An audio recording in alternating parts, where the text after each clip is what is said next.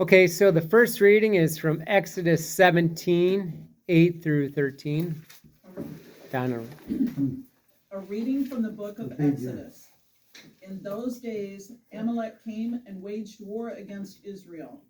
Moses, therefore, said to Joshua, "Pick out certain men, and tomorrow go out and engage Amalek in battle.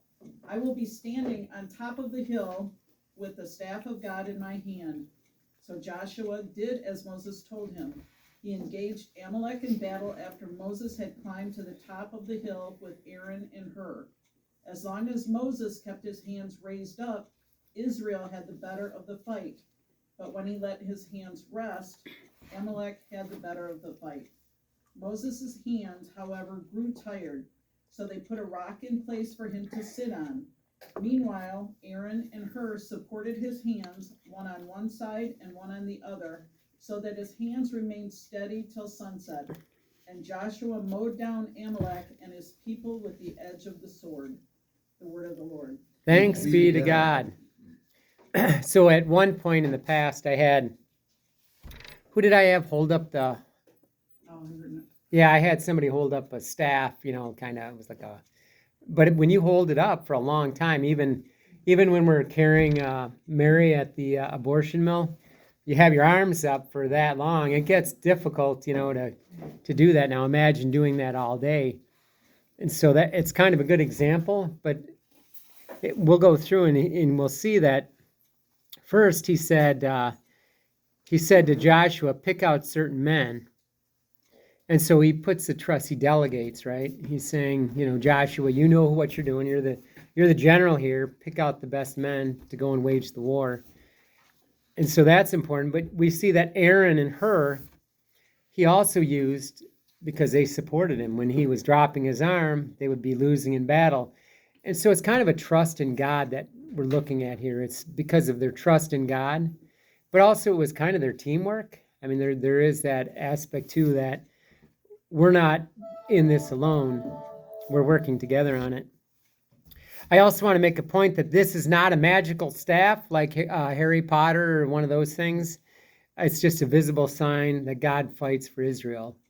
Because there have been people that say, oh, it's a wizard staff like Moses had. No, that's not. We carry staffs all the time. What's it? Yeah, I mean, it's a stick. I mean, that's what people Martial carry. arts stick. Yeah, I mean, but it's not magical. It's magical if you hit someone. It's deadly if you hit them. You'll mow them down like Joshua did.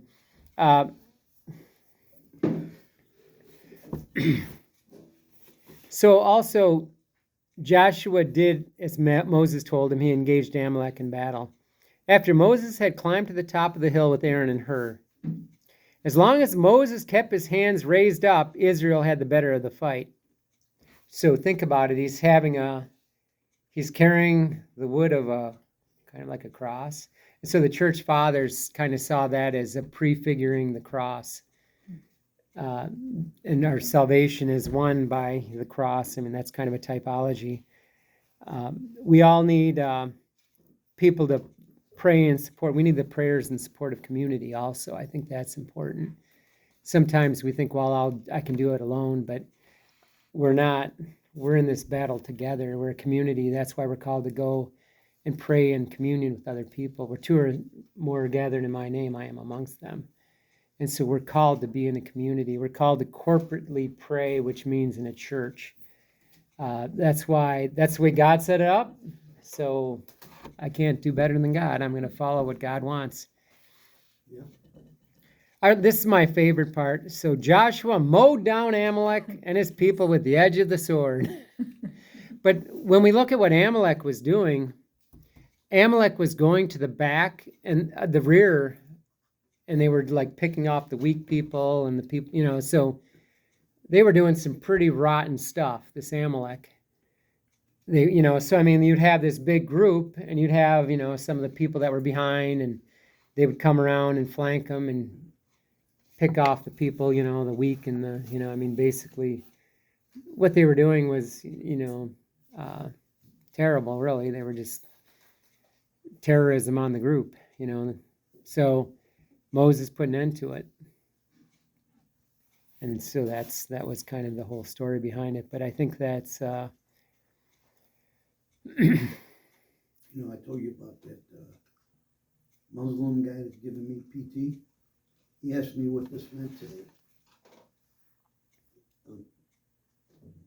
Oh, from Jesus, Yeah. I trust in you.